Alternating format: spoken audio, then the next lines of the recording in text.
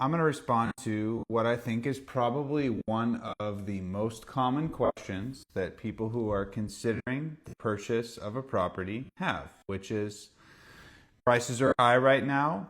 Are they going to drop? Should I wait for them to drop before I buy? Um, this is a good question. Obviously, I could give you a million facts about how there's a shortage of housing in Los Angeles. Housing production in LA has declined sharply.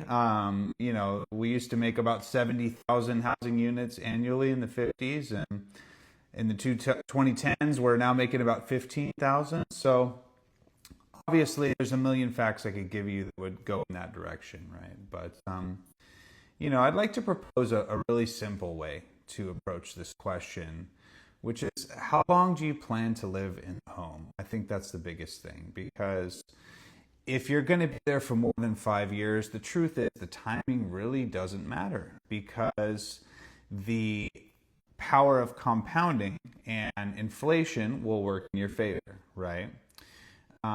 So if you're going to stay more than 5 years, right, chances are, because of those factors that I just mentioned, your house is going to be worth more, whether you buy it at a time when prices are down or not, right?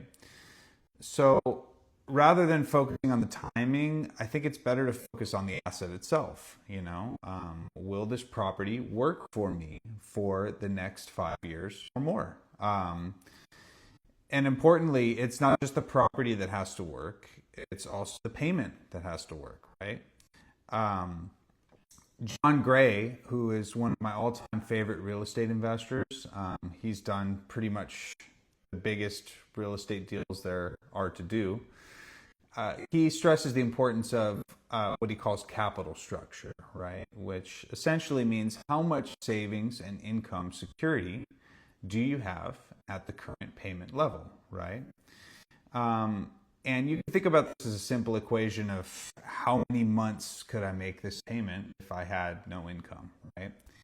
And of course, the reason why this is what's fundamentally important is because, again, if you like the answer to that question, then the timing of your purchase really isn't going to matter, because you're not going to have to sell. You like the asset, and you have the right capital structure that's going to ensure that, no matter how the weather changes, you're going to be able to stay in that asset and achieve the value of compounding, right?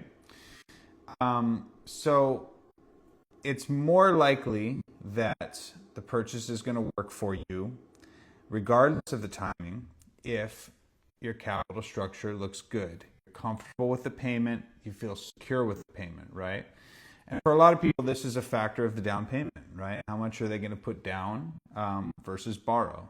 Obviously, the more you put down, the more that you are going to have a lower debt payment, but the more money that you're going to have to keep tied up in the property, right? So